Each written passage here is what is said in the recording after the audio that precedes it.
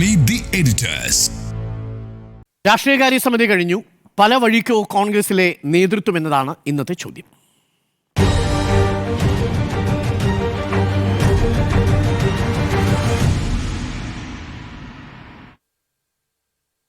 ഉണ്ണി ബാലകൃഷ്ണൻ, കേരളത്തിന്റെ ചുമതലയുള്ള ACC general secretary Deepadas Munshi രാഷ്ട്രീയകാര്യ സമിതി കഴിഞ്ഞതിന് ശേഷം KPCC പ്രസിഡന്റിനോടും പ്രതിപക്ഷ നേതാവിനോടും പറഞ്ഞത്, ഈ നേതാക്കൾ തമ്മിലുള്ള വിയോജിപ്പും ഭിന്നതയും പുറത്ത് ചർച്ചയായിരിക്കുന്ന സാഹചര്യത്തിൽ നിങ്ങൾ ഒരുമിച്ചൊരു വാർത്താ സമ്മേളനം നടത്തി രാഷ്ട്രീയകാര്യ സമിതി യോഗ തീരുമാനങ്ങൾ വിശദീകരിക്കണമെന്നാണ്.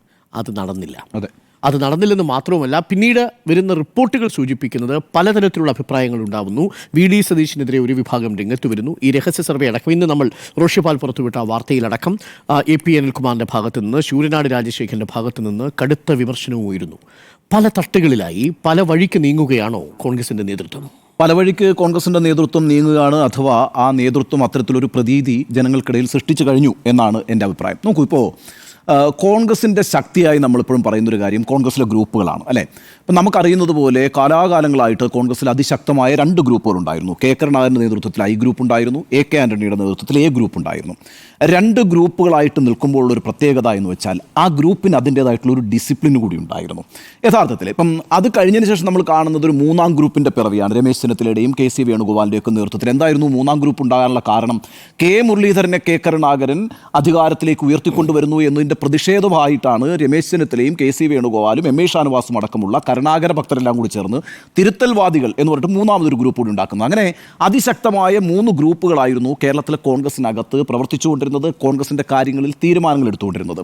എന്നാൽ പിന്നീട് നമുക്കറിയാമല്ലോ, കരുണാകരൻ മരിക്കുന്നു. കരുണാകരൻ മരിക്കുന്നതോടുകൂടി ആ ഗ്രൂപ്പ് ശിഥിലമാവുകയാണ്, അഥവാ I ഗ്രൂപ്പ് എന്ന് പറയുന്നത് രമേശ് ചെന്നിത്തലയുടെ നേതൃത്വത്തിലുള്ള ഗ്രൂപ്പായി മാറുകയാണ് ചെയ്യുന്നത്. പിന്നീട് നമ്മൾ കാണുന്നത് ഉമ്മൻചാണ്ടിയുടെ മരണമാണ്. ഉമ്മൻചാണ്ടിയുടെ മരണത്തോടുകൂടി A ഗ്രൂപ്പ് ശിഥിലമാവുകയും ചെയ്യുന്നു. ഇപ്പോൾ ആ ഗ്രൂപ്പിലുള്ള ആളുകൾ തമ്മിൽ മൂപ്പളമ തർക്കമാണ്. ആരാണ് ആ ഗ്രൂപ്പിനെ നയിക്കുന്നത് എന്നതിനെ ചൊല്ലിയാണ് തർക്കം. ആ ഗ്രൂപ്പ് ഇപ്പോൾ എക്സിസ്റ്റ് ചെയ്യുന്നില്ല, അത് പല വഴിക്ക് തിരിഞ്ഞിരിക്കുന്നു എന്നുള്ളതാണ്.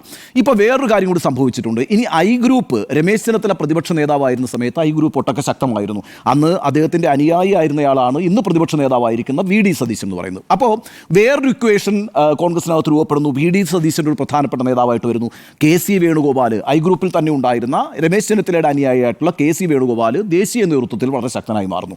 അപ്പോൾ ഇങ്ങനെയൊക്കെ യഥാർത്ഥത്തിൽ കോൺഗ്രസിൽ ഇപ്പോൾ ഗ്രൂപ്പില്ലായ്മ അഥവാ വേറൊരു തരത്തിലുള്ള അനാർക്കിസം രൂപപ്പെട്ടിട്ടുണ്ട് എന്നുള്ളതാണ് പ്രധാന പ്രശ്നം. അതാണ് ഞാൻ ഈ പറയുന്നത്. കോൺഗ്രസിൻ്റെ ശക്തിയായിട്ട് കോൺഗ്രസ്സുകാർ തന്നെ പറയുന്നത് അവരുടെ ഗ്രൂപ്പുകളായിരുന്നു.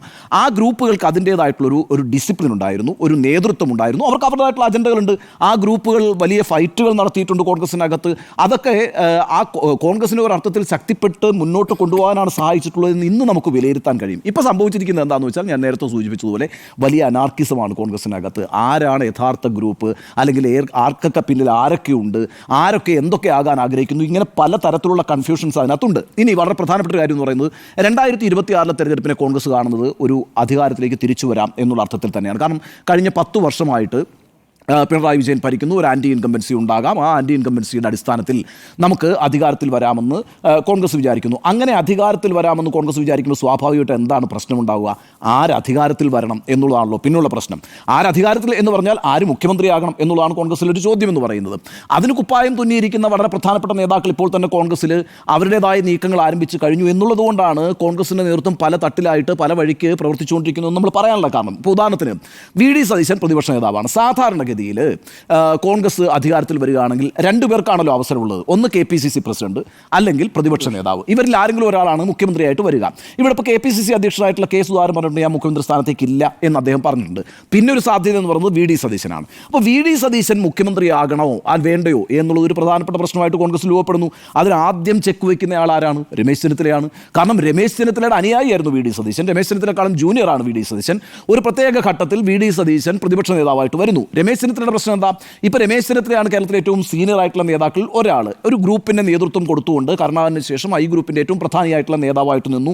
അദ്ദേഹം AICC സെക്രട്ടറി ആയിരുന്നു. അദ്ദേഹം തന്നെ പറയുന്നത് പോലെ അദ്ദേഹത്തിൻ്റെ കീഴിൽ പ്രവർത്തിച്ചവരാണ് മമതാ ബാനർജി ആണെങ്കിലും കിരൺ കുമാർ റെഡ്ഡി ആണെങ്കിലും അശോക് ചവാൻ ആണെങ്കിലും അങ്ങനെയുള്ള വളരെ പ്രധാനപ്പെട്ട നേതാക്കളെയൊക്കെ ദേശീയ നേതൃത്വത്തിൽ NSUവിൻ്റെയും പിന്നെ യൂത്ത് കോൺഗ്രസിൻ്റെയൊക്കെ ദേശീയ നേതൃത്വത്തിൽ കൊണ്ടുവരുന്നതിന് വലിയ ചുമതല വഹിച്ചിട്ടുള്ള ഒരാളായിരുന്നു ഈ പറയുന്ന പിന്നെ രമേശ് ചെന്നിത്തല. അപ്പോൾ സ്വാഭാവികമായിട്ടും രമേശ് ചെന്നിത്തല സീനിയറാണ്. ആ സീനിയറായ തനിക്ക് കേരളത്തിൽ മുഖ്യമന്ത്രിയാകാൻ ആകാൻ ഒരു അവസരം ലഭിക്കണമെന്ന് രമേശ് ചെന്നിത്തല കരുതുന്നു. അതിൻ്റെ നീക്കങ്ങളാണ് രമേശ് ചെന്നിത്തല ആരംഭിച്ചിരിക്കുന്നത്. അതിപ്പോൾ നമ്മൾ കണ്ടതാണല്ലോ. ഇപ്പോൾ NSSൻ്റെ യോഗത്തിൽ അദ്ദേഹം പങ്കെടുക്കുന്നു, അദ്ദേഹം പിന്നെ SNDPയുടെ യോഗത്തിൽ പങ്കെടുക്കുന്നു, അദ്ദേഹം ലീഗ് നേതാക്കളുമായി കൂടിക്കാഴ്ച നടക്കുന്നു, സമസ്തയുടെ യോഗത്തിൽ പങ്കെടുക്കുന്നു. ഈ അർത്ഥത്തിൽ തനിക്ക് പാർട്ടിക്ക് പുറത്തൊരു വലിയ പിന്തുണയുണ്ട് എന്ന് വരുത്തി തീർക്കാൻ രമേശ് ചെന്നിത്തല ശ്രമിക്കുന്നു. അപ്പം ഒന്നാമത്തെ ആൾ രമേശ് ചെന്നിത്തലയായി. പിന്നെ സ്വാഭാവികമായിട്ടും VD സതീശൻ പ്രതിപക്ഷ നേതാവ് എന്നുള്ള നിലയ്ക്ക് അദ്ദേഹത്തിൻ്റെ അവസരമുണ്ട് എന്ന് അദ്ദേഹവും കരുതുന്നു. മൂന്നാമത് വേറൊരാൾ കൂടിയുണ്ട്, KC വേണുഗോപാൽ, അല്ലേ? ദേശീയ ജനറൽ സെക്രട്ടറി ആയിട്ടുള്ള KC വേണുഗോപാലും ഒരു സാധ്യതയായിട്ട് കാണുന്നു. അപ്പോൾ ഈ നിലയ്ക്കാണ് ഇപ്പോൾ കോൺഗ്രസിൽ കൺഫ്യൂഷൻ നടക്കുന്നത്. അപ്പോൾ ആരാണ് നേതാവ് എന്നതിനെ ചൊല്ലിയാണല്ലോ തർക്കം വരുന്നത്. ഇപ്പോൾ ഇവിടെ നമ്മളിപ്പോൾ ചർച്ചയ്ക്ക് എടുക്കാനുള്ള കാരണം എന്ന് വെച്ചാൽ കഴിഞ്ഞ ദിവസം രാഷ്ട്രീയകാര്യ സമിതി കൂടിയിട്ട് VD സതീശനെതിരായിട്ട് ആ പാർട്ടിക്കകത്ത് നടന്നൊരു നീക്കമാണ്. ഞാൻ അങ്ങനെ ഒരു സർവേ നടത്തിയതായിട്ട് മനസ്സിലാക്കുന്നില്ല, സതീശനൊരു സർവേ നടത്തി എന്ന് ഞാൻ വിചാരിക്കുന്നില്ല. ഒന്നാമത്തെ കാര്യം, നമ്മളൊക്കെ മാധ്യമപ്രവർത്തകരാണ്, മാധ്യമ സ്ഥാപനങ്ങളെ റെപ്രസെൻറ്റ് ചെയ്യുന്ന ആളാണ്. മാധ്യമ സ്ഥാപനങ്ങൾ ഒരു സർവേ നടത്തുമ്പോൾ എത്ര ലക്ഷക്കണക്കിന് രൂപയാണ് നമ്മൾ ചിലവാക്കുന്നത്. ലക്ഷക്കണക്കിന് രൂപ ഒരു ഏജൻസിക്ക് കൊടുത്തിട്ട് അവരാണല്ലോ ഈ സർവേ ഒക്കെ നടത്തുക എന്ന് പറയുന്നത്. ഇപ്പോൾ സതീശൻ യഥാർത്ഥത്തിൽ ചെയ്തിരിക്കുന്നതെന്ന് ഞാൻ മനസ്സിലാക്കുന്നത്, സതീശൻ്റെ മുമ്പിൽ കഴിഞ്ഞ ഏതാനും തിരഞ്ഞെടുപ്പുകളിലുള്ള ഡാറ്റകളൊക്കെ പരിശോധിച്ചിട്ട് അതിൻ്റെ അടിസ്ഥാനത്തിൽ ഏതൊക്കെ മണ്ഡലങ്ങളിൽ ആർക്കൊക്കെ സാധ്യത എന്നൊരു പഠനം നടത്തിയിട്ടുണ്ട് എന്നുള്ളതാണ്. നമ്മൾ സതീശനെ കുറച്ച് കാണേണ്ട. കാരണം എന്ന് വെച്ചാൽ ഇപ്പോൾ ഈ സർക്കാർ അധികാരത്തിൽ വന്നതിന് ശേഷം തൃക്കാക്കര ഉപതെരഞ്ഞെടുപ്പ് നടന്നു, അല്ലേ? അതേപോലെ തന്നെ പുതുപ്പള്ളിയിൽ ഉപതെരഞ്ഞെടുപ്പ് നടന്നു. ഇതൊക്കെ സിറ്റിംഗ് മണ്ഡലമാണ്, സംശയമില്ല. പിന്നീട് പാലക്കാട് നടന്നു, ചേലക്കര നടന്നു, വയനാട് നടന്നു. ഇവിടെയൊക്കെ വിജയിച്ചു വന്നിട്ടുണ്ട്. ഈ വിജയിച്ചു വന്നതിനകത്ത് സതീശൻ ഒരു പ്രധാനപ്പെട്ട പങ്ക് വഹിച്ചിട്ടുണ്ട്. സതീശൻ നടത്തിയിട്ടുള്ള ചില സോഷ്യൽ എഞ്ചിനീയറിംഗ് ഗുണകരമായി വന്നിട്ടുണ്ട് പാർട്ടിക്ക്. അപ്പോൾ അതുകൊണ്ടാണല്ലോ സതീശൻ പറഞ്ഞുകൊണ്ടിരിക്കുന്നത് തോൽക്കുകയാണെങ്കിൽ അതിൻ്റെ മാത്രം ഉത്തരവാദിത്തമാണ്, പക്ഷേ വിജയിക്കുകയാണെങ്കിൽ എല്ലാവരുടെയും ഉത്തരവാദിത്തമാണ്. ആ അർത്ഥത്തിൽ നന്നായി ഒരു മെഷീനറിയെ ചലിപ്പിക്കുന്നതിന് സതീശൻ നന്നായി പണിയെടുത്തിട്ടുണ്ടെന്ന് നമുക്ക് മനസ്സിലാക്കാം. അപ്പോൾ ചേലക്കരയിലാണെങ്കിൽ പോലും നമ്മൾ ശ്രദ്ധിക്കേണ്ട ഒരു കാര്യം എന്ന് വെച്ചാൽ ചേലക്കരയിൽ ഭൂരിപക്ഷം കുറയ്ക്കാൻ കഴിഞ്ഞു, വോട്ട് ശതമാനം വർദ്ധിപ്പിക്കാൻ കഴിഞ്ഞു. ചേലക്കര എന്ന് പറയുന്നത് ഇടതുപക്ഷത്തിൻ്റെ കോട്ടയായിട്ട് 26 വർഷമായിട്ട് ഇടതുപക്ഷത്തിനൊപ്പം നിൽക്കുന്നൊരു മണ്ഡലമായാൽ പോലും അവിടെ നന്നായി പെർഫോം ചെയ്യാൻ കഴിഞ്ഞു. അവിടുത്തെ ഒരു പ്രത്യേകത എന്തായിരുന്നു? നമുക്കറിയുന്ന പോലെ VP സതീന്ദ്രനും അതുപോലെ തന്നെ മുഹമ്മദ് ഷിയാസും അവിടെ താമസിച്ച് പ്രവർത്തനങ്ങൾ സംഘടിപ്പിക്കായിരുന്നു. നമ്മളിതുവരെ കോൺഗ്രസിൻ്റെ ഒരു പ്രവർത്തന ശൈലിയിൽ അങ്ങനെ കണ്ടിട്ടില്ല. ഒരു വാർ റൂം ഉണ്ടാകുന്നു, എണ്ണയിട്ട യന്ത്രം പോലെ പ്രവർത്തിക്കുന്നു, എല്ലാ ബ്ലോക്ക് ബൂത്ത് തല കമ്മിറ്റികളും വളരെ സജീവമായി പ്രവർത്തിക്കുന്നു. അതിനകത്തൊക്കെ സതീശൻ ഒരു വലിയ റോൾ വഹിച്ചിട്ടുണ്ട്.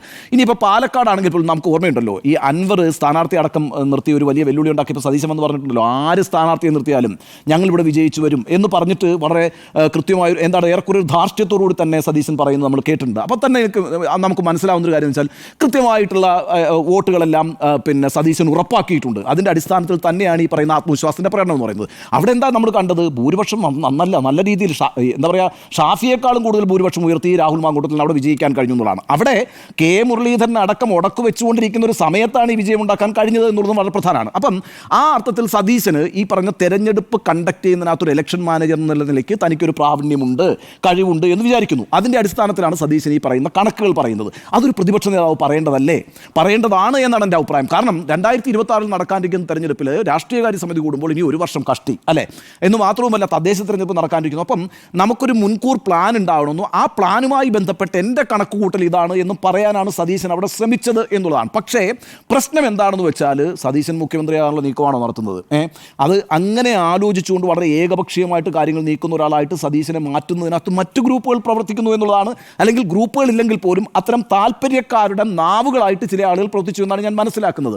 ഇവിടെ ഇപ്പം 63 സീറ്റുകൾ എന്ന് സതീശൻ പറയുന്നൊരു കണക്കായിട്ട് ഞാൻ മനസ്സിലാക്കുന്നത് എങ്ങനെയാണെന്ന് വെച്ചാൽ 2001 ഏറ്റവും അവസാനം UDF ഏറ്റവും ഗംഭീരമായ വിജയം നേടിയത്.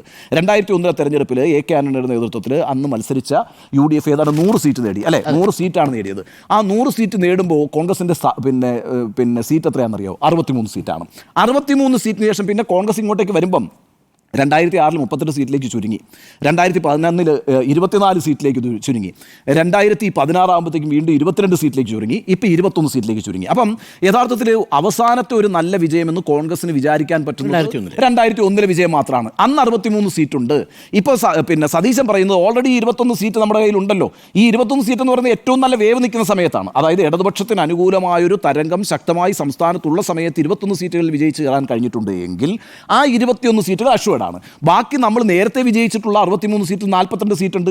ആ 42 സീറ്റുകൾ കൂടി വിജയിച്ചാലേ നമുക്ക് കംഫർട്ടബിൾ ആയൊരു മെജോറിറ്റി ഉണ്ടാക്കാൻ കഴിയൂ എന്നുള്ളതാണ് സതീശൻ യഥാർത്ഥത്തിൽ മുന്നോട്ട് വെച്ചിട്ടുള്ള കണക്ക്. പക്ഷേ അതിനെതിരായിട്ട് അനിൽകുമാർ സംസാരിക്കുന്നു. താങ്കൾ നേരത്തെ പറഞ്ഞ കണക്ക് ശൂരനാട് രാജശേഖരൻ സംസാരിക്കുന്നു. അനിൽകുമാർ അങ്ങനെ വളരെ എന്താ പറയുക, പെട്ടെന്നുണ്ടായ ഒരു സ്പോണ്ടേനിയസ് ഔട്ട് ബേസ്റ്റ് ഒന്നും അല്ല അനിൽകുമാറിൻ്റെത്. അത് വളരെ പ്ലാന്റഡ് ആയിട്ടുള്ള ഔട്ട് ബേസ്റ്റ് ആണ്. അനിൽകുമാർ ഇപ്പോൾ ആരോടൊപ്പം നിൽക്കുന്നത്? KC വേണുഗോപാലിനോടൊപ്പം നിൽക്കുന്നത്. ആ അർത്ഥത്തിൽ ഈ പറയുന്ന അങ്ങനെ നിങ്ങൾ അൺഒപ്പോസ്ഡ് അല്ല, ഈ പോസ്റ്റിലേക്ക് നിങ്ങൾ അങ്ങനെ ഐ ചെയ്യേണ്ട, നിങ്ങൾ അൺഒപ്പോസ്ഡ് അല്ല, മറ്റു പലരും ഇതിന് തയ്യാറെടുക്കുന്നുണ്ട് എന്ന് വരുത്തി തീർക്കാനുള്ള ശ്രമമാണ് നടന്നത് അതിനകത്തുള്ളത്. പക്ഷേ ആത്യന്തികമായിട്ട് എന്താ സംഭവിച്ചത്? ഈ പറയുന്ന രാഷ്ട്രീയകാര്യ സമിതി എന്തിനാ വിളിച്ചു ചേർത്തത്? ഒരു ഐക്യം ഉറപ്പിക്കാൻ വേണ്ടിയിട്ടായിരുന്നു അല്ലേ? ഈ സമാധാന സമ്മേളനം വിളിച്ചു കൂട്ടി അടിച്ചു പിരിഞ്ഞു നമ്മൾ കേട്ടിട്ടില്ല. സമാധാനത്തിന് വേണ്ടി സമ്മേളനം വിളിച്ചു കൂട്ടിയിട്ട് അടിച്ചു പിരിയുന്ന ഒരു അവസ്ഥയായി ഇപ്പോൾ ഈ KPCC രാഷ്ട്രീയകാര്യ സമിതി. യഥാർത്ഥത്തിൽ ഐക്യം ഉണ്ടാക്കാൻ വേണ്ടിയിട്ട് വിളിച്ചു ചേർത്തൊരു യോഗത്തിൽ പരസ്പരം അങ്ങോട്ടും ഇങ്ങോട്ടും പുലഭ്യം പറയുന്ന രീതിയിൽ ആ യോഗം അവസാനിച്ചു എന്ന് മാത്രമല്ല, അരുൺ പറഞ്ഞതുപോലെ അതിനുശേഷം നടത്തേണ്ടിരുന്ന സംയുക്ത വാർത്താ സമ്മേളനം നടന്നില്ലെന്ന് മാത്രമല്ല, ഇനി അത് നടക്കുമോ എന്ന കാര്യത്തിലും ആശങ്കയുണ്ട്. ഏറ്റവും പ്രധാനപ്പെട്ട കാര്യം എന്ന് പറയുന്നത് ഒരു ശില്പശാല നടത്തുമെന്നാണ് ഇവർ പറയുന്നത്. നോക്കൂ, ഒരു പാർട്ടിക്കകത്ത് എങ്ങനെയാണ് ഒരു ശില്പശാല നടത്തി ഐക്യമുണ്ടാക്കുക? ഐക്യമുണ്ടാക്കാനല്ലോ ശില്പശാല നടത്തുന്നത്. ശില്പശാല എന്ന് പറയുന്നത് വളരെ പ്രധാനപ്പെട്ട ഒരു പ്ലാനിങ്, ഐക്യത്തോടുകൂടി നടത്തി ശില്പശാല നടത്തി ഒരു ഫോർവേഡ് പ്ലാൻ ഉണ്ടാക്കി ആ ഫോർവേഡ് പ്ലാൻ എങ്ങനെ എക്സിക്യൂട്ട് ചെയ്യാമെന്നുള്ളതിനെ കുറിച്ച് ഒരു കൃത്യമായ ധാരണ ഉണ്ടാക്കുന്നതിനൊക്കെ വേണ്ടിയിട്ടാണ് ശില്പശാല സംഘടിപ്പിക്കുന്നത്. ഇതിപ്പം കോൺഗ്രസ് നടത്താനിരിക്കുന്ന ശില്പശാല ഐക്യം ഉണ്ടാക്കുന്നതിന് വേണ്ടിയിട്ടാണ്. അങ്ങേയറ്റം പരിതാപകരമാണ് കേട്ടോ. ഏതെങ്കിലും തരത്തിലുള്ള അവസരം, ഞാൻ ഒരു കാര്യം കൂടി പറഞ്ഞ് അവസാനിപ്പിച്ചേക്കാം. ഈ ആന്റി ഇൻകംബൻസി വേവ് ഉണ്ടെങ്കിൽ പിന്നെ ഭരണം ഉണ്ടാവില്ല എന്നൊന്നും വിചാരിക്കേണ്ട. ആന്റി ഇൻകംബൻസി വേവ് വന്നാൽ പോലും ഭരണമുണ്ടായ ചരിത്രം അടുത്തിടെ നടന്ന 2 സംസ്ഥാന നിയമസഭാ തെരഞ്ഞെടുപ്പുകൾ തെളിയിച്ചിട്ടുണ്ട്. ഒന്ന് ഹരിയാനയിൽ അതിശക്തമായ ആന്റി ഇൻകംബൻസി വേവ് ആയിരുന്നു അല്ലേ? സർക്കാർ വിരുദ്ധ തരംഗമായിരുന്നു. അതിമനോഹരമായി BJP നടത്തിയ സോഷ്യൽ എഞ്ചിനീയറിംഗിലൂടെ വളരെ മനോഹരമായിട്ട് അവർ ആ സംസ്ഥാനം പിടിച്ചെടുത്തു. അതുപോലെ തന്നെയായിരുന്നല്ലോ മഹാരാഷ്ട്ര. എന്തൊക്കെ ബേണിംഗ് ഇഷ്യൂസ് ഉണ്ടായിരുന്നു അവിടെ? തൊഴിലില്ലായ്മ ഉണ്ടായിരുന്നു, മറാത്തി റിസർവേഷൻ പ്രശ്നം ഉണ്ടായിരുന്നു, കർഷകരുടെ പ്രശ്നം ഉണ്ടായിരുന്നു. എന്നിട്ട് എന്താ സംഭവിച്ചത്?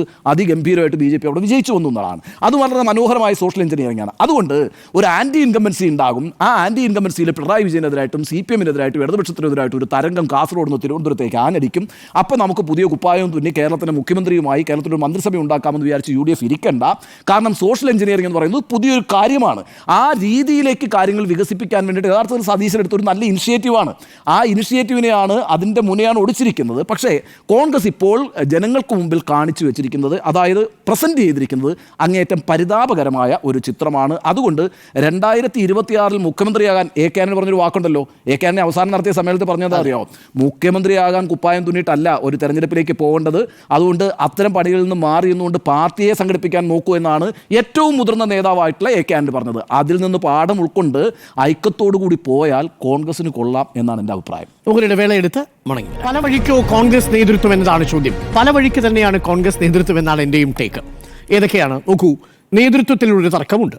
KPCC പ്രസിഡന്റ് ആരാകണം? അടുത്ത നേതൃമാറ്റം വരുന്ന സമയത്ത്, പുനഃസംഘടന വരുന്ന സമയത്ത് ആരായിരിക്കണം KPCC അധ്യക്ഷനാകേണ്ടത്? ഒട്ടേറെ ചോദ്യങ്ങളുണ്ട്. ഇന്നിപ്പോൾ ഏറ്റവും ഒടുവിൽ പുറത്തു വന്നിരിക്കുന്നത് എന്താ? KPCC അധ്യക്ഷൻ പറഞ്ഞിരിക്കുന്നത് ഞാൻ ഒഴിയാൻ തയ്യാറാണ്, അതിലെങ്ങനെ കെട്ടിപ്പിടിച്ചിരിക്കാൻ ഞാൻ തയ്യാറൊന്നുമല്ല. പക്ഷേ അദ്ദേഹം രഹസ്യമായി പറയുന്നൊരു കാര്യമുണ്ട്. എന്നെ ഒറ്റയ്ക്ക് അപമാനിച്ച് നിങ്ങൾ പുറത്താക്കാനാണ് ശ്രമമെങ്കിൽ ഞാൻ VD സതീശനെയും കൊണ്ടേ പോകൂ. ഇതാണ് സുധാകരൻ്റെ ഉള്ളിലെ മനസ്സിലിരിപ്പ് എന്ന് പറയുന്നത്. ഒരു ഭാഗത്ത് ലീഡർഷിപ്പ് ക്രൈസിസ്, എനിക്ക് തോന്നുന്നു ലീഡർഷിപ്പ് ലയബിലിറ്റി എന്നൊരു വാക്ക് ഷാഫി പറമ്പിൽ ഉപയോഗിച്ചിട്ടുണ്ട്. യഥാർത്ഥത്തിൽ കോൺഗ്രസ് ഇപ്പോൾ അനുഭവിക്കുന്ന പ്രശ്നത്തിൻ്റെ ഏറ്റവും പ്രധാനപ്പെട്ട കാരണമായി ഞാനും കണക്കാക്കുന്നത് ഒരു ലീഡർഷിപ്പ് ലയബിലിറ്റി കോൺഗ്രസ് നേരിടുന്നു എന്നുള്ളതാണ്. ആ ലീഡർഷിപ്പ് ലയബിലിറ്റി ഏതൊക്കെ തട്ടിലാണെന്ന് നോക്കൂ. ഒന്ന്, KPCC നയിക്കാൻ ആര് വരണം? ഒരു തീരുമാനമില്ല. ഇപ്പോൾ ദീപാദാസ് മുൻഷി ഓരോ നേതാക്കളോടും നേരിട്ട് വ്യക്തിപരമായി സംസാരിക്കുകയാണ്. അതിൽ നിന്ന് KPCC അധ്യക്ഷൻ പറഞ്ഞതറിയോ? ദീപാദാസ് മുൻഷിക്ക് വിശ്വാസമില്ലാത്തത് കൊണ്ടായിരിക്കും ഒരുമിച്ച് സംസാരിക്കാതെ ഓരോ നേതാക്കളെയായി സംസാരിക്കുന്നു എന്നുള്ളതാണ്. സംസ്ഥാനത്തെ KPCC അധ്യക്ഷനാണ് പറയുന്നത്. സംസ്ഥാനത്തിൻ്റെ ചുമതലയുള്ള ഒരു ACC ജനറൽ സെക്രട്ടറി ലീഡർഷിപ്പുകൾ ഓരോ ലീഡേഴ്സുമായിട്ട് ഒറ്റയ്ക്കൊറ്റയ്ക്ക് സംസാരിച്ചിട്ടാണ് ഇവിടെ സംസ്ഥാനത്ത് ആരായിരിക്കണം KPCCയുടെ തലപ്പത്ത് വരേണ്ടത്. തദ്ദേശ തെരഞ്ഞെടുപ്പിന് മുമ്പ് തന്നെ KPCCയുടെ പുനഃസംഘടന ഉണ്ടാകണമെന്നും അവിടേക്ക് സംസ്ഥാന അധ്യക്ഷനായി ആരെ പരിഗണിക്കണമെന്നുള്ളതാണ് ചോദ്യം. കനകോലു ഒരു പേര് വെച്ചിരിക്കുന്നു. ആ കനകോലുവിൻ്റെ പേരിൽ 4, 5, 6 പേരുണ്ട്. അതിൽ ഒരു പ്രധാനപ്പെട്ട പേര് വിവരം, അതിൽ റോജി എം ജോൺ ഒഴിഞ്ഞു. അദ്ദേഹം പറഞ്ഞു ഞാനതിന് പാകതയായിട്ടില്ല എന്ന് വളരെ കൃത്യമായി നേതാക്കളെ അറിയിച്ചിട്ടുണ്ട്. മറ്റൊന്ന് ബെന്നി ബെഹനാൻ്റെ പേര് പറയുന്നു. ഇനി അത് ഈഴവ സമുദായത്തെ പ്രതിനിധീകരിച്ചാണെങ്കിൽ അടൂർ പ്രകാശിൻ്റെ പേര് പറയുന്നു. ഇനി പിന്നാക്ക വിഭാഗങ്ങളെ പ്രതിനിധീകരിച്ചുകൊണ്ട് കൊടിക്കുന്നിൽ സുരേഷ് വരട്ടെ എന്ന് പറയുന്നു. അപ്പോൾ സമുദായ വിഭാഗങ്ങളെ പ്രതിനിധീകരിച്ചുകൊണ്ട് ആര് വരണമെന്ന് കനകോലു ഒരു കണക്ക് മുന്നോട്ട് വയ്ക്കുന്നു. കനകോലുവിൻ്റെ ഒരു ഫോർമുലയുണ്ട്. അതിൽ കൊടിക്കുന്നിൽ സുരേഷുണ്ട്, അടൂർ പ്രകാശുണ്ട്, ബെന്നി ബെഹനാനുണ്ട്, റോജി എം ജോൺ ഉണ്ട്. ഈ നേതാക്കളുടെ പേരൊക്കെ അതിൽ പരാമർശിക്കുന്നു. എന്നാൽ മറുഭാഗത്ത് KPCC അധ്യക്ഷനായി താൻ തുടരുമ്പോൾ ഈ തിരഞ്ഞെടുപ്പിലും അടുത്ത നിയമസഭാ തെരഞ്ഞെടുപ്പിലും താൻ തന്നെ തുടരണമെന്നുള്ള ആഗ്രഹം KPCC അധ്യക്ഷനുണ്ട്. അദ്ദേഹത്തിന് പിന്തുണയുമായി രമേശ് ചെന്നിത്തലയുണ്ട്, പ്രവർത്തക സമിതി അംഗം ശശി തരൂരുമുണ്ട്. അപ്പോൾ സംഘടനയുടെ തലപ്പത്ത് പുനഃസംഘടനയിൽ ആര് വരണമെന്ന ചോദ്യത്തിന് ഒരൊറ്റ ഉത്തരമില്ല.